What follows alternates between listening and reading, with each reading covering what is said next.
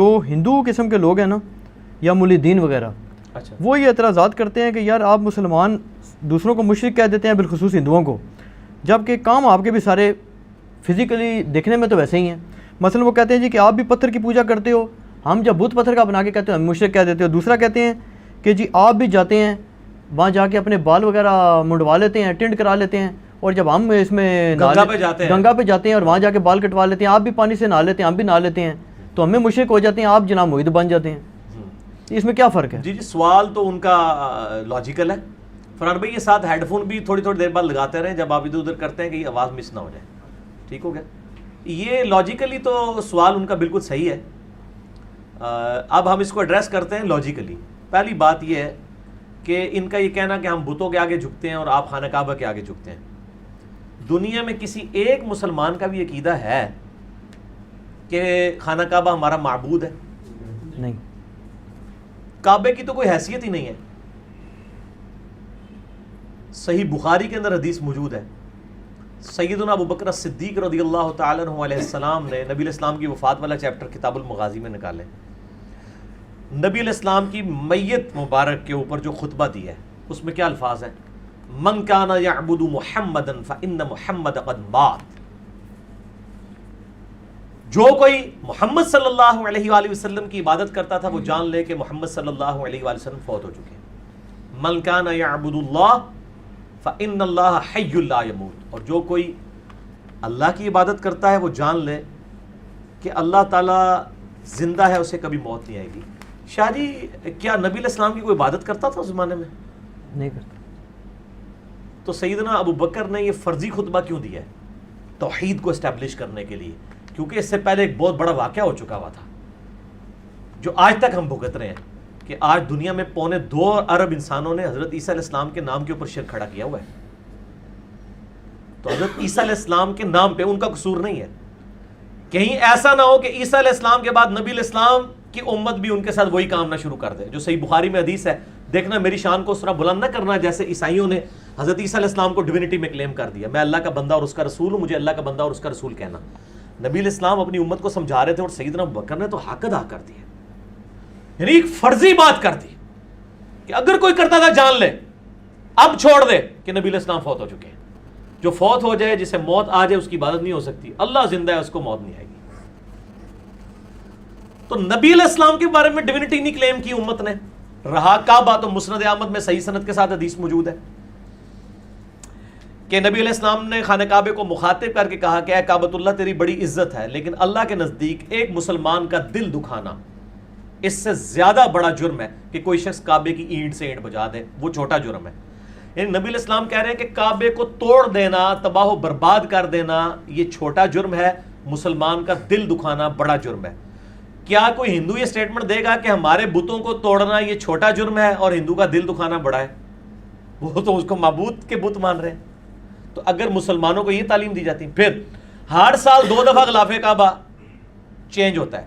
میرا ایک دفعہ محرم میں ہوتا ہے اور ایک دفعہ رمضان شریف میں، اور وہ خانہ کعبے کے اوپر چڑھے ہوئے ہوتے ہیں غلاف کعبہ چینج کرنے والے لوگ. ٹھیک ہے جی. تو کیا ہندو اپنے بتوں کے اوپر چڑھیں گے، ان کو اپنے پاؤں کے نیچے رون دیں گے؟ مسلمان تو روند رہے ہوتے ہیں، یہی پوری دنیا کو میسج دے رہے ہوتے ہیں کہ یہ ہمارا معبود نہیں ہے، یہ بھی پتھر ہے. پھر بخاری اور مسلم میں حدیث ہے، سیدنا عمر نے کعبے کی تو چلے، کعبہ تو جہاز ابن یوسف نے بنایا ہوا ہے نا، پتھر تو جہاز ابن یوسف کے ہیں جو آخری تعمیر ہوئی ہے. خانہ کعبے میں صرف ایک پتھر ہے جو متبرک ہے، آسمان سے اتارا گیا یاقوت ہے، جو جامع ترمذی میں حدیث ہے، وہ ہے حجر اسود. جی. باقی سارے دنیا کے پتھر ہیں، وہ جنت کا پتھر ہے. اسی لیے چومنا بھی صرف اس کو ہوتا ہے اور کسی پتھر کو چومنا نہیں ہوتا. تو جنتی پتھر جو اس میں نصب ہے حجر اسود، اس کے بارے میں بخاری مسلم میں حدیث ہے، سیدنا عمر طواف کعبہ کے دوران اس کے پاس آئے اور کہا ہے حجر اسود تو ایک پتھر ہی ہے، نہ کسی کو نفع دے سکتا ہے نہ نقصان.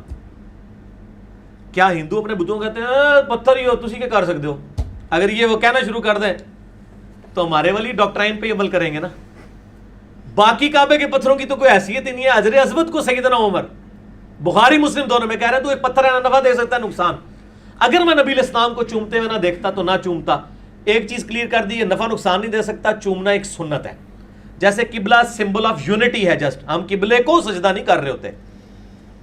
قبلے کی طرف سجدہ کر رہے ہوتے ہیں، ٹھیک ہے، تاکہ مسلمانوں کا ایک سمبل آف یونٹی رہے، نہ کہ یہ کہ ہم اس کے آگے اس کو پتھر سمجھ کے تو اس کو سجدہ کر رہے ہوتے ہیں، نعوذ باللہ، ورنہ وہ تو قبلے کے جو اپنے پتھر ہیں وہ تو دنیاوی ہیں، اس میں جو سب سے متبرک پتھر ہے اس کا سٹیٹس حضرت عمر نے کلیئر کر دیا، باقی پتھر تو کس شمار میں ہے پھر جب حجر اسود کا ہی ہے۔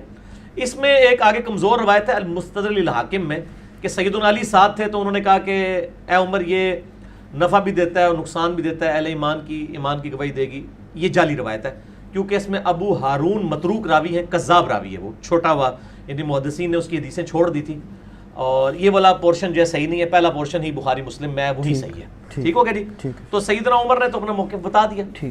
اب آ جائیں گنگا پہ نہانے کا۔ گنگا کی سند کوئی کتابوں میں نازل نہیں ہوئی ہے، اور الہامی کتابوں کے اندر زمزم کی سند موجود ہے، زمزم کا ذکر تورات کے اندر بھی موجود ہے، آج بھی آپ اولڈ ٹیسٹمنٹ نکال کے دیکھ لیں، اور ہماری احادیث کے اندر بھی موجود ہے، اور باقی بال منڈوانا یہ ساری چیزیں چلیں یہ چھوٹی ثانوی حیثیت ہے، اصل چیز ہے توحید کا مسئلہ، اور وہ یہ کہ ہم خانہ کعبہ کو نہیں پوجتے، کوئی دنیا کا مسلمان خانہ کعبہ کو اپنا معبود نہیں سمجھتا۔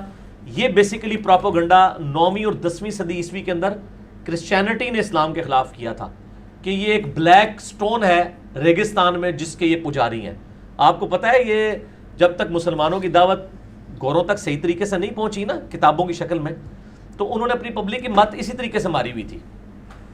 جیسے ہم قرآن و سنت سے بات کرتے ہیں نا تو کہتے ہیں یہ تو جناب وابی نے، ہم کہتے ہیں ہم نہ وابی نہ بابی، یہ کلپ میرا دیکھو، نہ میں وابی نہ میں بابی، ٹھیک ہے، جہاں وابی نے انہوں نے پوچھو تو تسی آپ بابی ہو، تسی آپس ہی اپنے معاملات طے کرو، اسی تے کتاب و سنت کے ماننے والے۔ تو ایک پراپوگنڈے کے لیے زہریلے الفاظ بولے۔ کرسچنز نے جب دیکھا صلیبی جنگیں تو وہ ہار رہے ہیں، انہوں نے مسلمانوں کے خلاف زہر گھولا کہ یہ تو بت پرست ہے، پیگن ہے، یہ اللہ کو نہیں مانتے، ٹھیک ہے، جو انسانوں کہتے ہیں اماموں نہیں مانتے، حالانکہ اماموں کو ہم ہی تو مانتے ہیں۔ آپ کے پاس تو یہ کتابیں پڑھی ہوئی ہیں، ہم تو پڑھی ہوئی بھی ہیں اور دکھاتے بھی ہیں۔ تو یہ پراپوگنڈا کیا، بلیک سٹون کو پوچھتے ہیں۔ پھر مسلمانوں نے کلیریفیکیشن دی۔